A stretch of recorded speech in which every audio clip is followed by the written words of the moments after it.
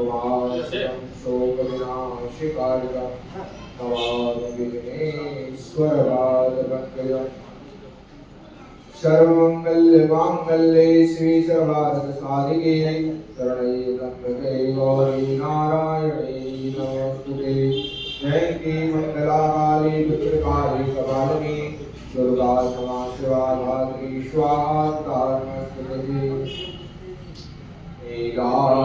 पूजयिष्यामको मेलास्यं सीता समारोपितुवामभागम् पाणो महासायगजारुचापं नमामि रामं रघुवंशनाथं लोकाभिरामं रणरङ्गधीरं राजीवनेत्रं रघुवंशनाथं कारुण्यरूपं करुणाकरं श्रीरामचन्द्रं शरणं प्रपद्ये मनोजवं मारुततुल्यवेगं जितेन्द्रियं बुद्धिमतां वरिष्ठं वातात्मजं वानरयोत्तमोख्यं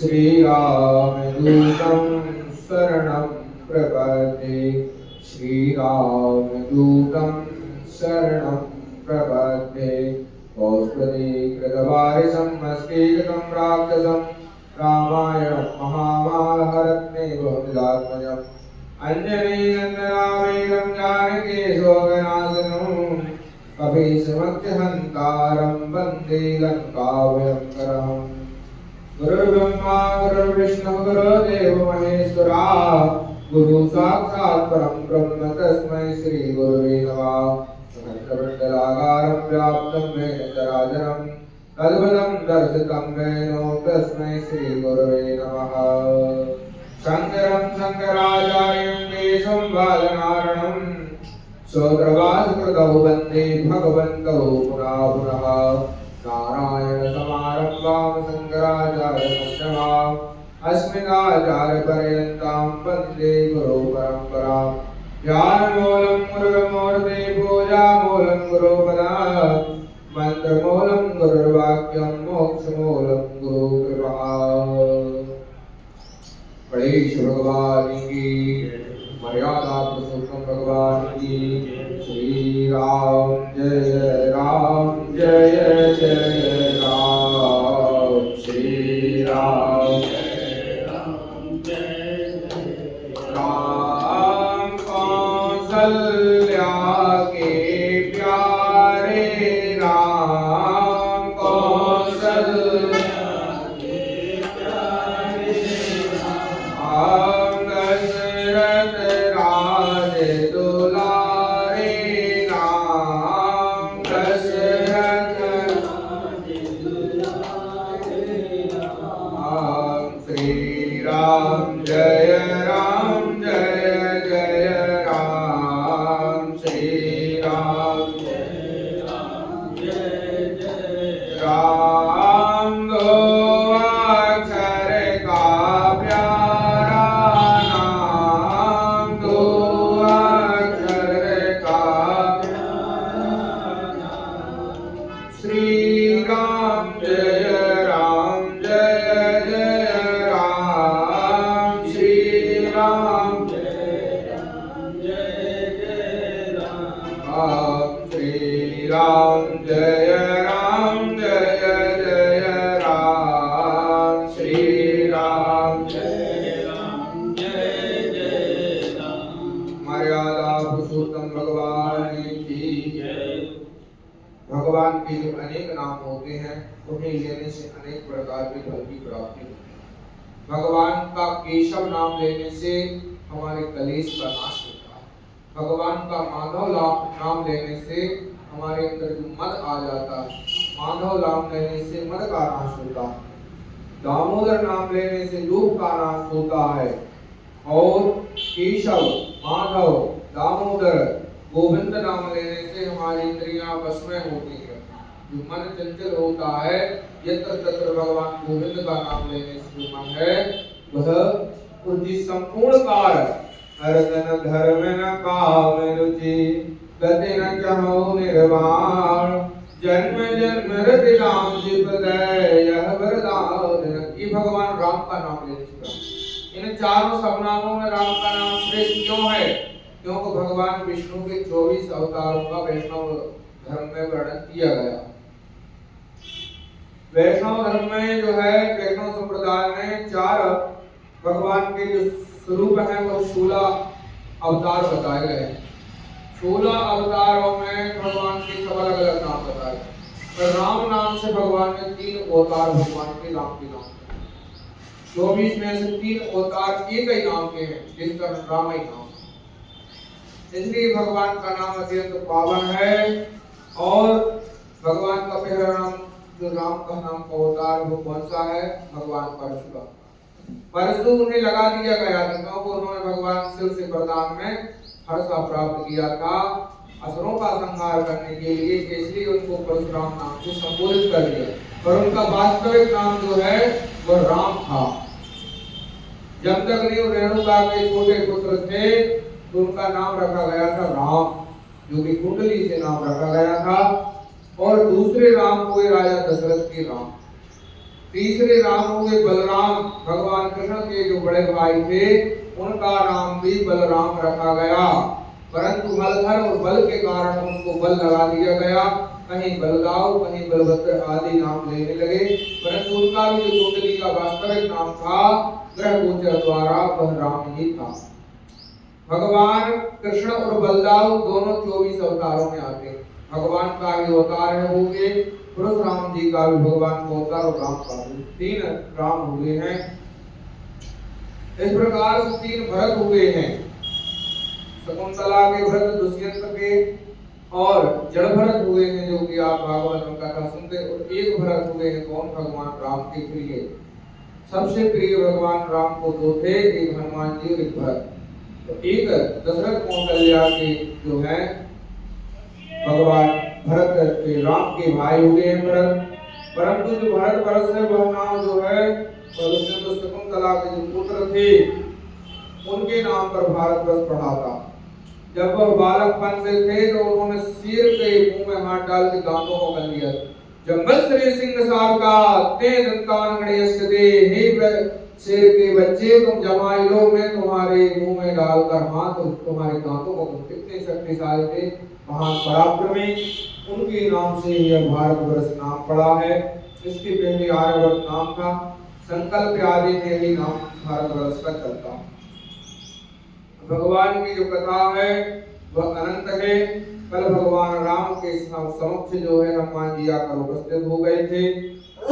रामेश्वर भगवान का बनने लगा।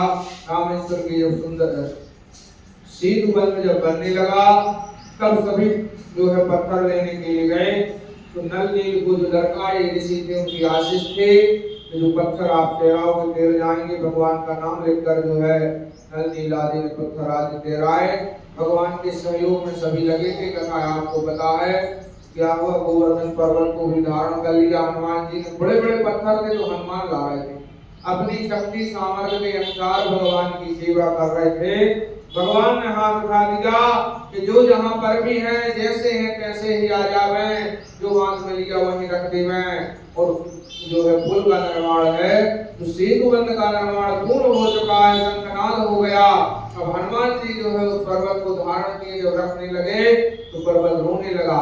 कहा मैं कितना बड़ा भागी हूँ कि परमात्मा की काज में मैं जा न सका।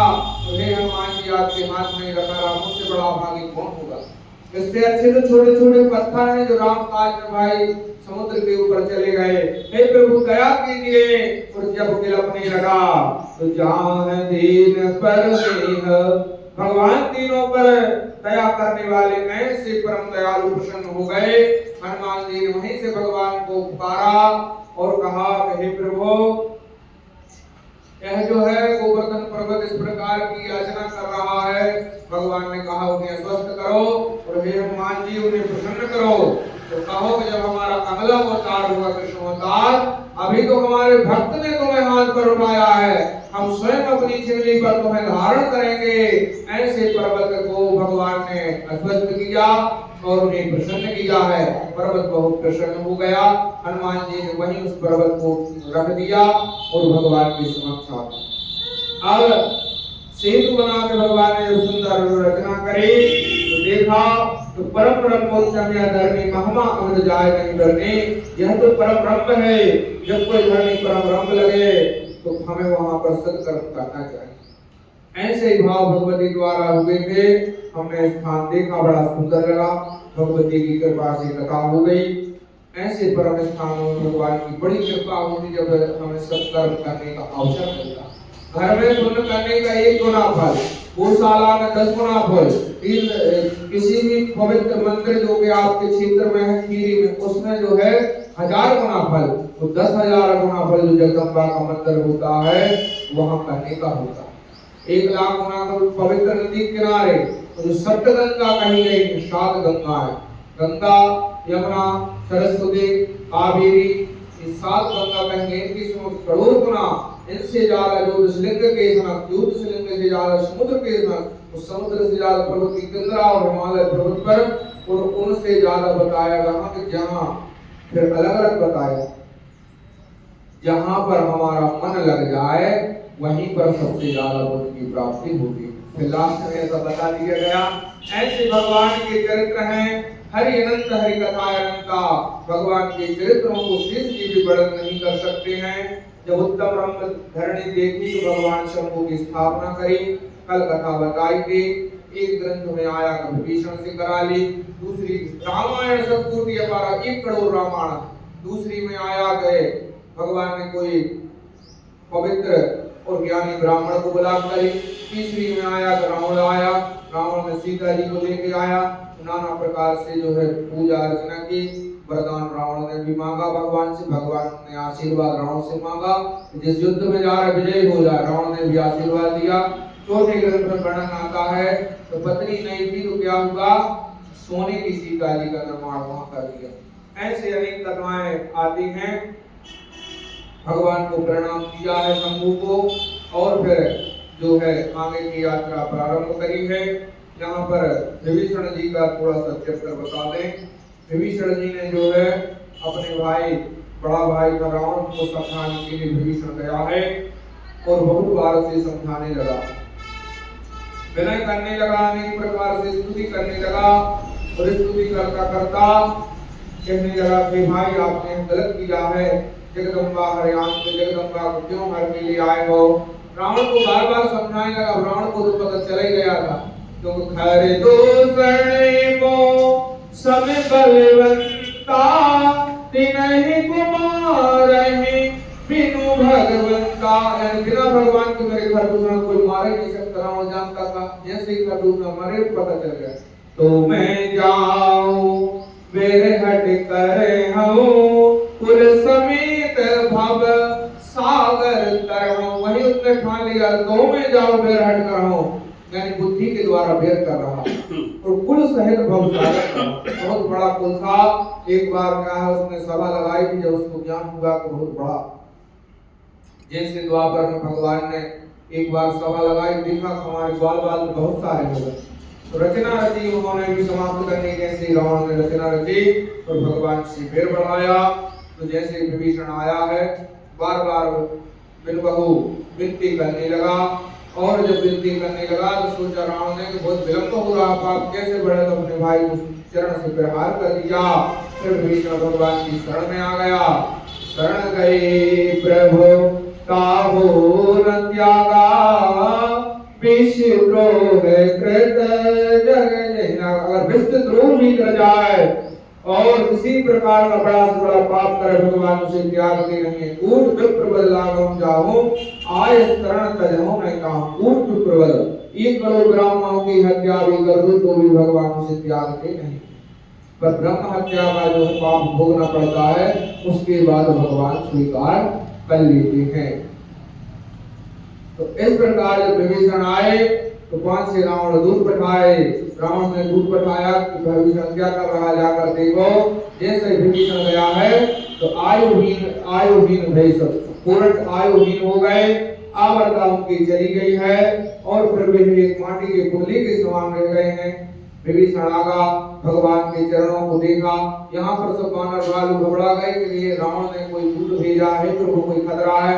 एक कहने का नाक कान काट लो, एक कहने का बंदी बना लो इसको, एक कहने का मारो काटो ना, पर भगवान ने कहा नहीं, शरण गए सोता जागा। बहुत सुंदर स्तुति करके वह आया है। श्रवण सुजस सुने आय हो, प्रभु भंजन भोवीर, त्राहि त्राहि आरति हरण, शरण सुखद रघुवीर। हे परमात्मा, आपकी सुख शरण में आया हूँ और मुझे दीन जानकर मेरी आरती यानी मेरी कष्ट और मेरे जो पापाचार नाना प्रकार के दुराचार हैं, हे प्रभु मेरे पापों को भस्म कर दीजिए। इस प्रकार भगवान की शरण में आया। भगवान से पुनः वार्तालाप हुई। भगवान ने पूछा कि आपका परिवार कैसा है। खलमंडली वसोटन राते, सखा धर्म निभाओ कह भांति। कहने लगा जिस प्रकार दांतों के बीच में जीव रहती है, प्रभु ने ऐसा रहा था। अनेक प्रकार सुंदर वार्तालाप हुआ। भगवान ने लंका पर चढ़ाई आदि करने के लिए पहुंच गए और फिर एक एक करके भगवान ने जो है रावण की जो चार गुण थे उन्हें भगवान ने कैसे गिराया। वह जो चार गुण थे अंगद को भेजा गया। अंगद का जो दुश्मन था, जिससे अंगद का वध था, उसे अक्षय कुमार को भगवान मार के आ गए थे। अंगद स्वतंत्र हो गया। अंगद ने जाके अपना जो चरण नीचे क्यों रखा? क्योंकि जब जो बड़ा लोग किसी छोटे लोग के सामने झुकता है तो उसका जो है तेज कम हो जाता है।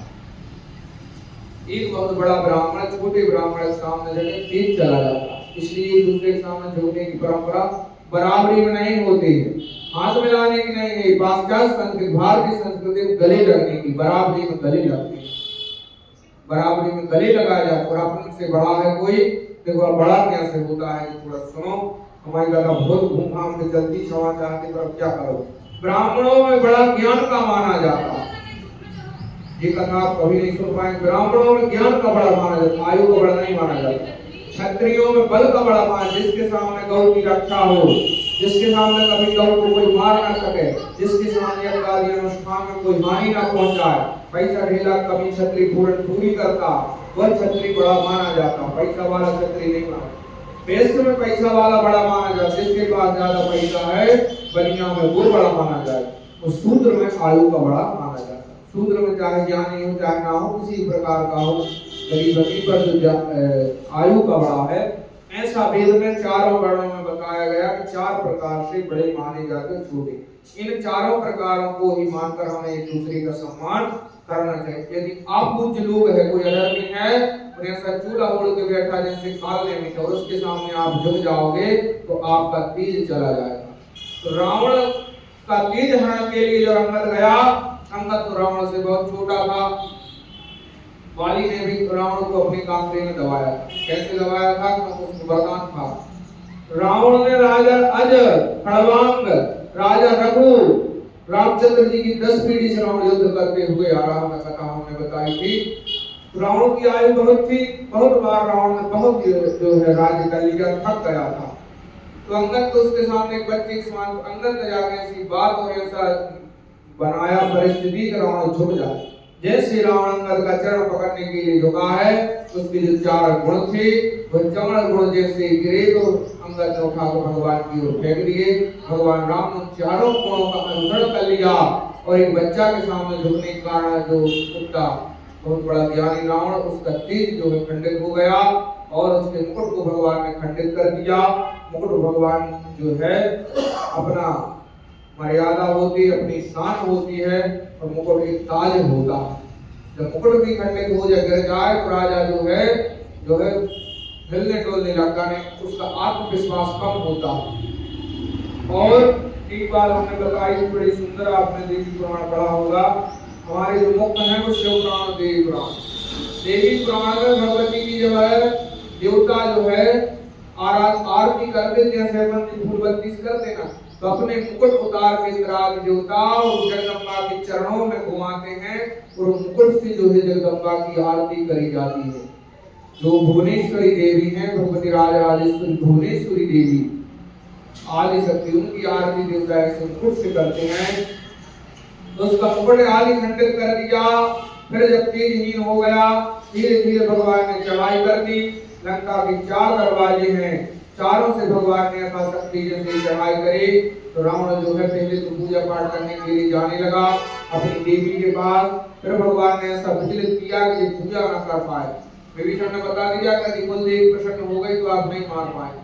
फिर बार बार पूजा करने जाए, युद्ध हुए, मारे पीटे, परंतु जो है भगवान उसको पूजा नहीं करने दिए।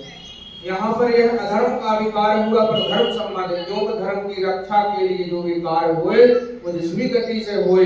अपने प्राणों की रक्षा के लिए, किसी सौभाग्यशाली स्त्री, किसी कन्या की अस्मिता की रक्षा के लिए हम कुछ भी करें वह स्वीकार होता है। तो इस प्रकार रावण को जो है पूजा पाठ भगवान नहीं करने दे रहे। फिर रावण का धीरे धीरे संपा पाठ होने लगा, और जब इस प्रकार से होने लगा तो रावण ने एक एक करके अपने सब सेनापति उतारे हैं। वो जब सेनापति मरने लगे, अंत में अपना विभीषण नामक भाई सो रहा था, उस कुंभकर्ण नामक भाई उसे जग दिया और वह जागा। तो उसने यही कहा कि युद्ध क्यों हुआ। उसने बड़े बड़े रावण को गाली दे कहा, जगदम्बा हरियान सट चाहते हो जियार। हे रावण, तुम तो जगदम्बा को हर के लिए आए, तो सट चाहते मूर्ख, अब तुम उजाला चाहते हो। अब लंका की किस्मत में उजाला, यानी उजाला का मतलब यहाँ खुशी, प्रसन्नता।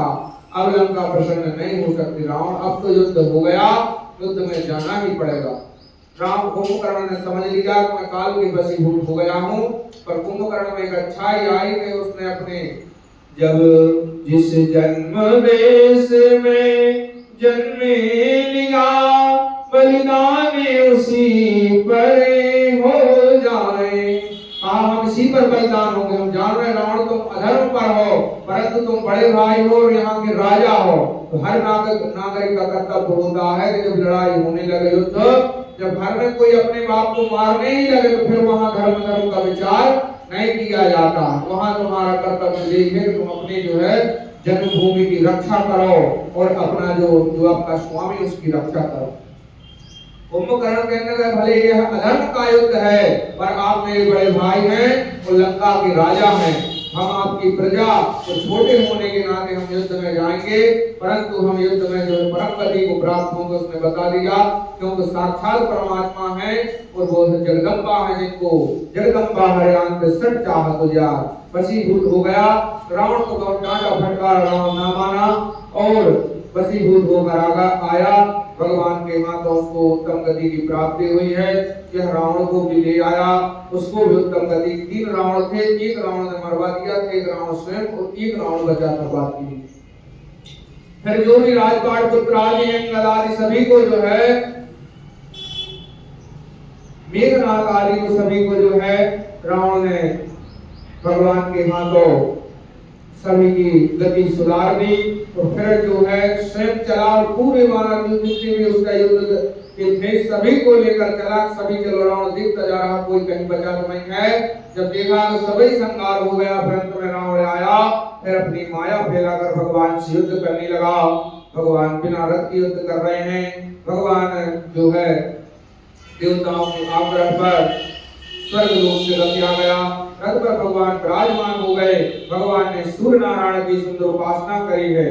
हमने बताया था अभी जो शनि जी का जो चल रहा था प्राण प्रतिष्ठा, कोई व्यक्ति के में शनि की जो करो, गायत्री होती मेन 5 पंच देवताओं की होती है, गणेश भगवान की, जगदम्बा की, विष्णु की, शिव की और सूर्य की।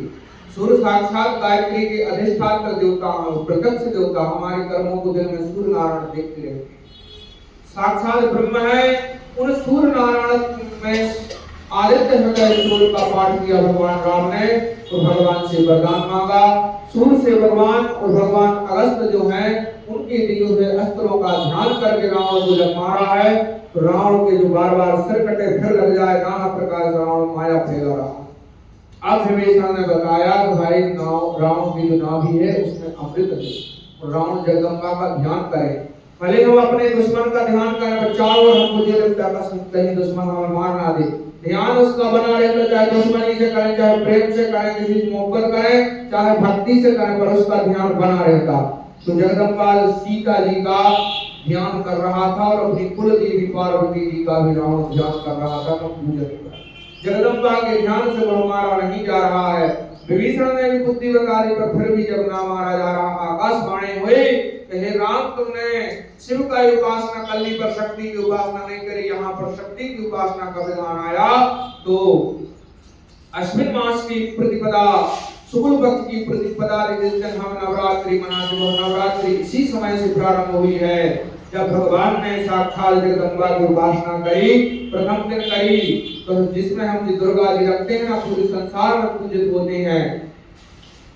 एक बड़ी सुंदर बात याद आई है, जो 4 प्रकार की नवरात्रि होती, चैत की और जो अश्विन मास की होती, उसमें पार्वती जी के 9 स्वरूपों की पूजा होती। प्रथम शैलपुत्री तो ब्रह्मचारिणी 9 देवी की, परंतु 2 जो नवरात्रि होती है गुप्त, एक माघ मास में होती और एक आषाढ़, उसमें क्या 10 महाविद्याओं की उपासना होती। उसकी अधिष्ठात्री देवी काली होती है गुप्त नवरात्रि, और इसकी दुर्गा होती है। ये सब पार्वती जी के रूप हैं। जब भगवान ने नवरात्रि की उपासना करी, 9 दिन जो है घोर तपस्या करी जगदम्बा की, और जवारे हुए हैं और अखंड दीपक जलाए। नवरात्रि में दीपक की प्रधानता, जवारे की प्रधानता होती, जैसे जवारे आदि हुए। और भगवती से जो 9वें दिन सिद्धधात्री के रूप में जब आशीर्वाद दिया, जब सिद्धधात्री के रूप में 9वें दिन आशीर्वाद दिया, और 10वें दिन क्या हो गया, दशहरा नाम नहीं था। 10वें दिन जब रामचंद्र जी ने फिर रावण को जो ध्यान करके मारा है, भगवान शिव शक्ति का ध्यान, भगवान सूर्य नारायण का ध्यान, भगवान नर रूप से लीला कर रहे, इसलिए 5 देवताओं का ध्यान, अपने स्वयं के स्वरूप का ध्यान करता होगा। जब रावण की नाभि में बाण मारे हैं और एक साथ भगवान ने 22 बाणों का संधान किया, रावण छिन्न हो गया। तो अमृत में लगने के कारण उसका ध्यान नाभि में चला गया। तो जो ध्यान से जगदम्बा को चरणों की वंदना कर रहा, वो ध्यान जैसे अपने अमृत पर गया, तो रावण की जो है भगवती की वंदना टूट गई। यानी जो है लोहे को लोहा काट, तो शक्ति को शक्ति काट, जैसे शक्ति का ध्यान कर रहा था, शक्ति से ही उपासना करके जब रामचंद्र जी ने शक्ति का संधान किया, तब रावण का सुंदर वध हो गया। और वध होते ही विभीषण बहुत रोने लगा। जैसे ही वध हुआ, उसी दिन हम दशहरा के रूप में मनाते हैं। पर दशहरा के पहले नवरात्रि क्यों रहती, क्योंकि भगवान राम ने उसी समय से हम नवरात्रि प्रारंभ कर दी। यह चरित्र क्यों बताया, क्योंकि ये तो देवी पुराण, क्योंकि हम जगदम्बा की गोद में बैठकर कथा कर रहे हैं, इसलिए यह इसका चरित्र बताना आवश्यक था। बोलो जगदम्बा महारानी की, दशमुख भगवान की। भगवान ने 10 मुख का सुंदर वध कर दिया, और वध करने के बाद जो है विभीषण रोने लगा। विभीषण को भगवान ने संत बना दे, कहा हमने इसको सारी मुक्ति प्रदान करी है। जो मुक्ति विभीषण को प्राप्त नहीं हुई, वह रावण और कुंभकर्ण को प्राप्त हुई है। तो इस प्रकार भगवान ने उसको सारी मुक्ति दी है। दोनों ही भगवान के विमान में बैठकर रावण और उसका जो है छोटा भाई, यदि कुंभकर्ण भी युद्ध करके तो उनको भी वैसी मुक्ति की प्राप्ति होती। कुंभकर्ण को मुक्ति की प्राप्ति हुई, विभीषण को भी होती, पर विभीषण ने भगवान की शरण में चले गए, तो उनको भगवान ने अमर कर दिया। जो अष्ट चिरंजीवी हैं, परशुराम, कृपाचार्य, द्रोणाचार्य, भगवान हनुमान, और उसमें विभीषण का नाम भी आता है, वो भी है। विभीषण का एक मंदिर भी है। तो इस प्रकार विभीषण को भगवान ने अमर कर दिया है। और जो है भगवान ने ऐसे हिंसार ब्रह्मा तपसो हिताग्नेयः, भगवान ने अपने जो है आत्म कल्याण के लिए अग्नि उत्पन्न कर दी। उसका संस्कार विधान से हुआ, वेद का विद्वान था। भगवान के सामने विभीषण ने जो संस्कार किए, उस संस्कार से पहले जो रावण की नीति है, आज भी हमारे भारतीय न्यायालय में वह नीति चलती है, विदुर नीति और रावण की नीति, चाणक्य नीति, ये हमारे ग्रंथ से चलती है। कोई ऐसा संसार धर्म नहीं जिसकी जो है पूर्व में जिसकी नीतियां चलती हैं, पर हिंदू धर्म की नीति आज भी चलती है। रावण की नीति के लिए भगवान ने जो है अपने भाई लक्ष्मण को भेजा कि रावण से ज्ञान प्राप्त करो। जब रावण तिल मिला रहा था, लक्ष्मण जो है सीधे उसके मुखारबिंद के यहाँ जाकर खड़े हो गए, उसने ललकार दिया। ललकार रावण ने तो विभीषण जो है भगवान के भाई वापस आए, कहा हे प्रभु, वो तो ललकार रहा, भाई वो ब्राह्मण है, ब्राह्मण के सिर के पास नहीं जाना चाहिए, चरणों के पास से जाओ। रावण के चरणों के यहाँ गया और वहां नमस्कार किया। जैसे प्रणाम किया, फिर रावण ने पूरा विधान बताया कि सो पर नार लीलारे गुसाए तजब चौथ की चंद गिनाए। उन्हीं का जो है उन्हीं को दे दिया। कभी पराई स्त्री का गम नहीं करना चाहिए। किसी को जो है कमजोर नहीं समझना चाहिए। राम ने बहुत सारा ज्ञान दिया, भगवान ने उसका संस्कार करा दिया है। संस्कार होने पर मंदोदरी ने विलाप करने लगी और यहाँ पर भगवान की महिमा का मंदोदरी ने वर्णन किया है। व्यक्ति में सब महायोगी परमात्मा सनातना अनाथ रत्न निर्दोमा परमो महान तपसो परमो राधा संकटकरकलाधरा श्री वत्सवक्षारित्यम श्री साधुतंत्र बहा महासम रूपः मातान विष्णु सत्य पराक्रमा। हे परमात्मा भगवान विष्णु हैं, माया के लिए मनुष्य रूप धारण किया है। विभीषण ने पुष्पक विमान को लाया, राम लक्ष्मण बैठ गए, सभी वानर बैठ गए। फिर क्या होगा? फिर विमान बढ़ने लगा। जितने ज्यादा वानर हो उतने बढ़ जाएं। भगवान ने जो जितने राक्षस थे सबको अपनी कृपा दृष्टि से मोक्ष प्रदान कर दिया, अपना लोक प्रदान कर दिया और जो भी वानर थे सुग्रीव के उन्हें अमृत की वर्षा करके उन्हें जीवित कर दिया, पर धन्य कर दी वह धरणी। और इस प्रकार पुष्पक विमान में बैठकर सभी अब जाने लगे। कहने लगे सभी अयोध्या की पावन भूमि पर चलें। सभी को भगवान ने बिठारा और वहां जाने के लिए उद्यत हुए। तो कहा सब बैठ जाओ विमाना। सभी विमान पर बैठकर चले। चलत विमान कोलाहल होई और जय रघुवीर कहे सबको। यहाँ की चौपाई है। श्रीलंका से अयोध्या तक जाने में भगवान पुष्पक विमान को 3 मिनट का समय लगा है। इतने में अयोध्या पहुंचा था। नंदीग्राम में भगवान पहुंचे और भरत ने वहां स्वर्ण की बालिका भगवान ने धारण की। भरत जो है प्राण त्यागने के लिए तैयार हो गए थे। 14 वर्ष होने में कुछ ही समय रह गया था। 14 साल में 11.5 साल भगवान जो है चित्रकूट में निवास किया था और कुछ ही समय रह गया। पुष्पक विमान से तेज हनुमान जी को भगवान ने भेजा कि जाओ बताओ कि हम आ रहे हैं। हनुमान जी गए। को तुम तात कहां से आए मोहे परम प्रिय वचन सुनाए। जब जैसे ही मरने को बिल्कुल तैयार हो गए भगवान राम राम कहकर जो हनुमान जी परम वचन सुनाने लगे तो वो आंख बंद कर क्या कह रहे? को तुम तात कहां से आए? हे तात तुम कहां से आए हो? ये राम राम क्यों सुना रहे हो?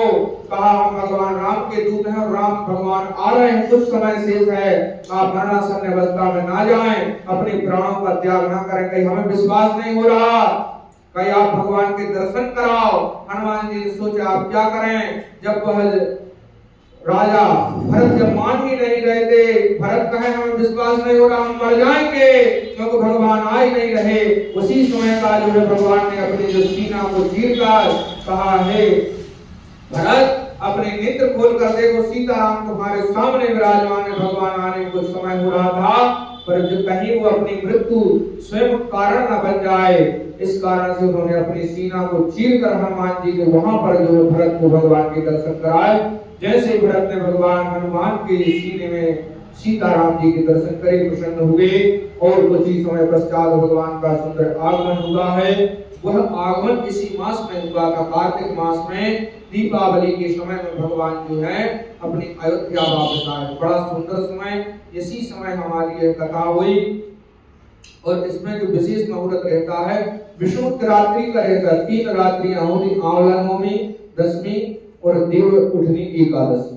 तीनों में रात्रियों में भगवान का पूजन करने का और दिन में बहुत महत्व होता है।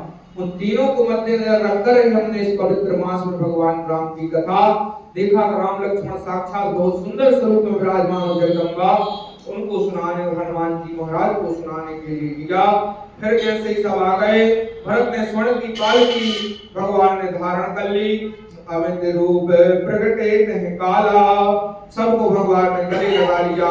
सुंदर भगवान का स्नान कराया गया। उनके बहुत बड़े बाल हो गए, बाल बनवाए गए। तो जैसे ही भगवान के बाल बनने लगे तो भगवान ने भरत के बाल देखे तो भगवान से ज्यादा जटाजूट और बरगद की जो दूध है वो लगा। कहा भरत तुमने आज तक स्नान नहीं किया। कहा हे भाई मैंने स्नान किया पर आपने जो जटाजूट धारण किए वैसे मैंने कर लिए।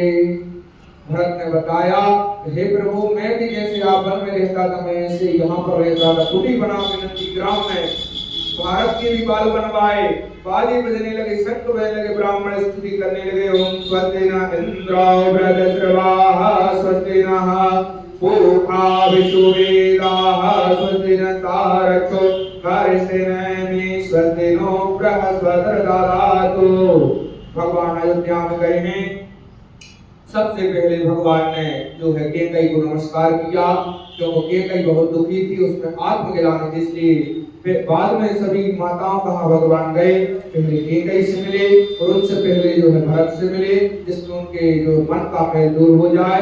क्योंकि जो कुछ भी होता सब परमात्मा के द्वारा होता है, इसमें हमें अच्छा बुरा बुद्धि नहीं लगाना चाहिए। कोई अच्छा हो जाए उससे जो होगा अभिमान नहीं आएगा। जैसे कोई बहुत बड़ा काम हो जाए तो अपन सोचेंगे हमने कर लिया, घमंड आ जाएगा, तो भगवान का जो भोग हो जाएगा। अगर हम की कथा सुनते तो हमें पता रहेगा जो कुछ भगवान ने किया, तो हमें उससे घमंड नहीं आएगा कितना भी बड़ा काम जिस सोचेंगे परमात्मा की कृपा से होगा। और दूसरा, यदि कोई गलत हो जाए तो हमें गिलानी हो जाएगी, गिलानी से हम घुट घुट कर हम चिंता करेंगे, जिससे हमें नाना प्रकार के रोग हो जाएंगे, हम कमजोर हो जाएंगे, हम मर जाएंगे। इसलिए यह जो है परमात्मा का नियम कि जो कुछ है भगवान ने किया, ऐसा यदि समझ लेंगे तो कभी कोई जो आत्मग्लानि नहीं करेगा, आत्मविश्वास नहीं तोड़ेगा, मानसिक रोग नहीं होंगे, शरीर दुर्लभ नहीं होगा और अभिमान जो है नहीं आएगा। इसलिए यह है कि भगवान राम के द्वारा ही जो कुछ है संपूर्ण सृष्टि चलती है, उनके बिना पत्थर भी नहीं हिल सकता, ऐसा हमें सोचना चाहिए। अब बड़ी बड़ी तैयारियां होने लगी कि भाई भगवान का राज्याभिषेक होगा। ऋषि मुनि आ गए, गंधर्वेश को सब जो संपूर्ण पृथ्वी के जो है नर नारी इकट्ठे हो गए। चक्रवर्ती राजा दशरथ के पुत्र हैं, उनका जो है राज तिलक होना है। जब तिलक होने लगा तो वशिष्ठ जी और विश्वामित्र जी आए। विश्वामित्र क्या है? विश्वामित्र विश्व धन मित्र, दो शब्दों से मिलकर बना, उसकी संधि विच्छेद कर दें। प्रत्येक शब्द की संधि विच्छेद होती है, समास विग्रह होता है, उसमें शब्द शक्ति होती है, गुण धर्म होते हैं। यह सब हम बता दें, परंतु समय का अभाव है, तो वहां पर संधि विच्छेद करेंगे। तो विश्व यानी क्या? पूरा संसार, और मित्र यानी जो उसका मित्र है वही विश्वामित्र है। ऐसे विश्वामित्र महामुनि ज्ञानी जब आए तो भगवान का शुभ विभाजन उत्सव तिलक हुआ।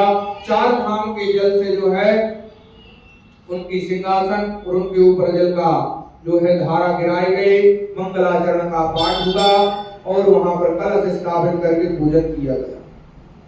तो इस प्रकार ब्राह्मणों ने वेद ध्वनि करी, एक एक करके सभी ब्राह्मणों ने जो है भगवान इतने सरल है, जैसी हमारी कथा में सभी को यहाँ तुलसी का प्रसाद छूटा। कभी कोई कथा में आप तुलसी का प्रसाद यहाँ गर्भगृह का नहीं मिलता, धक्का लगता और वहाँ रास्ता खिंचा होता है दूर से, यहाँ तक तो आ ही नहीं पाता। ना व्यास जी से प्रणाम कर बस मैं यहाँ का प्रसाद, बड़े धन्य हैं आप, यहाँ का प्रसाद प्राप्त हो जाए, साक्षात आपको दर्शन हो रहे, आरती की मुख्य थाली पकड़ने में जी सब भी बड़े भाग्य की बात होती है। तो जब रामचंद्र जी ने कह दिया एक एक कर, भाई राजनीति सभी जगह चलती थी, है भी सतगुरु देता, कुछ लोग आवे गए दूर रहो, भगवान ने कहा नहीं। 14 साल सभी व्यक्ति तरफ जितने भी दिन रात लग जाए सभी को एक एक कर मान दो। पूरे ब्राह्मणों ने भगवान को तिलक लगाया और भगवान ने सभी ब्राह्मणों के प्रणाम करे, सभी ऋषियों के करे, सब मित्र भाई बंधु पूरे अयोध्या के आए और सभी ने भगवान के दर्शन किए। ब्राह्मणों के और संतों के तिलक लगाने के बाद भगवान ने सबसे पहले कहा कि हमारी जो माता है कैकई को भेजो। कैकई माता के हाथ से हम राज्य जो अभिषेक का तिलक है मुख वह धारण करेंगे। कैकई माता आई सबसे पहले, कैकई को स्थान मिला, उनने तिलक लगाया और उसके बाद जब 3 माताओं ने लगा दिया तो कहने लगे कि भरत कहाँ। अब सभी भरत को ढूंढने लगे, सब यहाँ वहां ढूंढे, भरत मिले ही नहीं। तो कहा कि सुना हो ऋषपति कह हनुमाना, पांचों विसार रहूं बलवाना, पवन तनय बल पवन समाना, बुद्धि विवेक विज्ञान निधाना, पवन सुकाज प्रभु कठिन जग माहे, जो नहीं होया तात तुम। कहा बजरंगबली को बुलाओ, बस भगवान जो महावीर है वही ढूंढ के लाएंगे। ढूंढने का काम सबसे अच्छा बनता हनुमान जी का। तो हनुमान जी आए, कहा प्रभु ढूंढो, सब जगह ढूंढो, पर जब कहीं मिला ही ना भरत तो हनुमान जी सिंहासन के पीछे गए। तो तो जो छत्र है उसको पकड़े हुए भरत खड़े थे।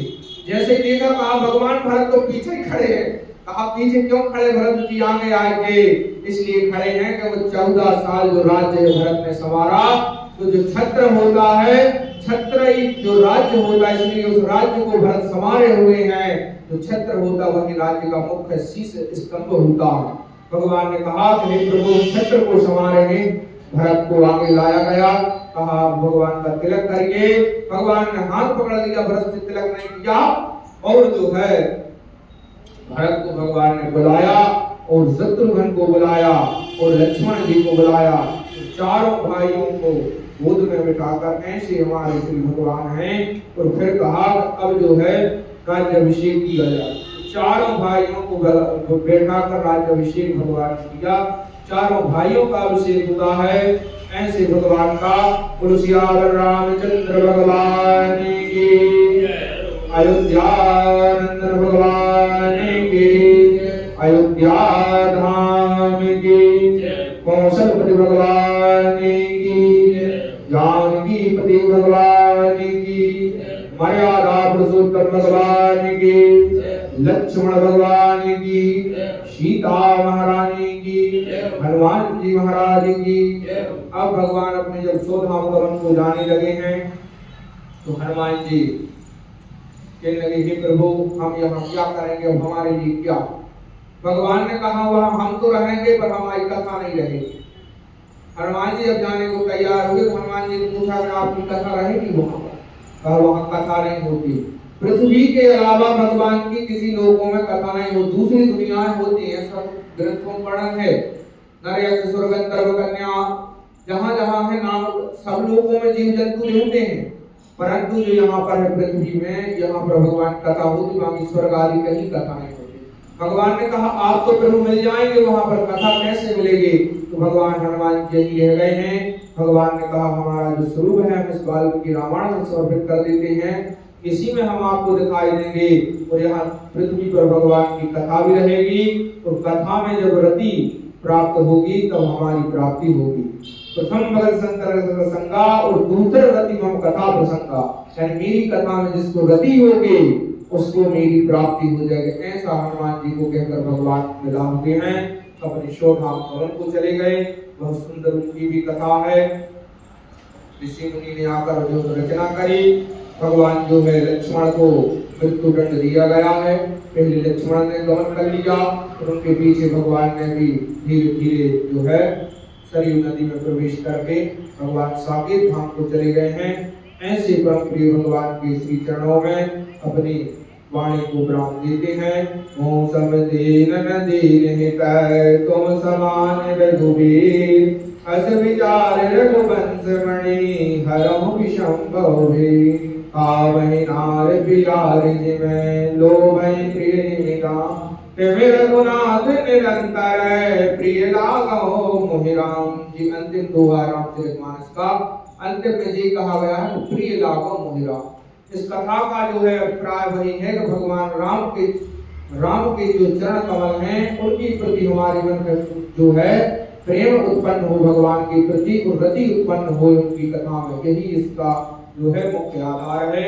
व्यासपीठ से आप सभी को पुनः आशीर्वाद देते हैं कि भगवान सीताराम के चरण कमलों में आपकी रुचि हमेशा बनी रहे। जन्म जन्मांतर जब तक इस पृथ्वी पर गंगा और नर्मदा जी विराजमान हैं तब तक आपकी वंश परंपरा चली रहे। परमात्मा की कृपा से वंश वृद्धि हो गए। देव शोभाकुमारुकं देव में प्रवंश रूपम देव जन्ते यशो देहि सुने सर्वाबाधा निर्मुक्तो धन्तान्न सदन्विदा मनुष्यो प्रसादेन भविष्य देन संख्या। अनेक प्रकार के संकट रोग व्याधि आदि से परमात्मा आपकी रक्षा करे और भगवान गोविंद हमेशा आपको सहाय हों, ऐसा आशीर्वाद देते हुए वाणी को विराम देते हैं। सभी नागरिक बंधु, दोनों विद्वान और आदरणीय भाई साहब सभी को आशीर्वाद देते हुए अपनी वाणी को विराम देते हैं। श्री राम जय राम जय जय राम, श्री राम जय राम जय जय राम, श्री राम जय राम जय जय राम, श्री राम जय राम जय जय राम। तुलसी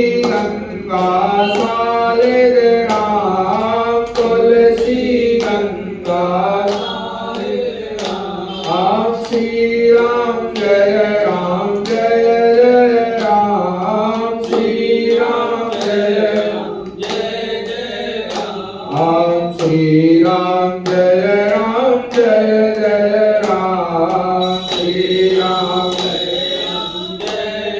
मर्यादा पुरुषोत्तम भगवान की जय। सम्मानीय चौबे जी जहाँ कहीं भी घूमे आ जावे चौबे जी को बुलावे। सम्मानीय हमारी पुरोहित जी आ जावे, थोड़ा सा पूजन करेंगे, फिर हवन होगा, फिर उसके बाद आरती होगी भगवान की।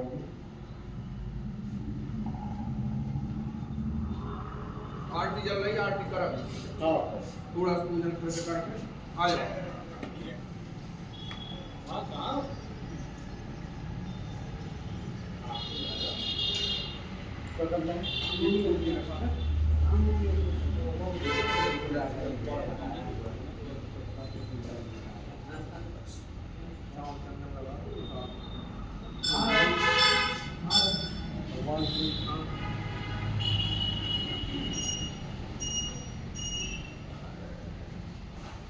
पुष्पाणि समर्पयामि भगवते श्री प्राणपुरुषोत्तमाय नमः।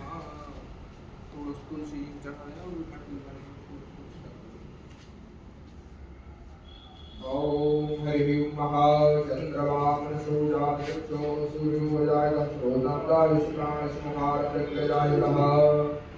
ओम श्री रामचंद्र कृपालो भजे मन हरण भव भक्तारुणं नवकंज लोचन कंज मुख भज पद कंजारुणं गंधर्वयगणित अमितो छविनवनील नीरजशोधरं पर्गप्रेतमानमुदलितरुदिषु नौमि जनकसुतावरं भजो नीलवदोदे नवदत्तवंशनिकान्तनं रघु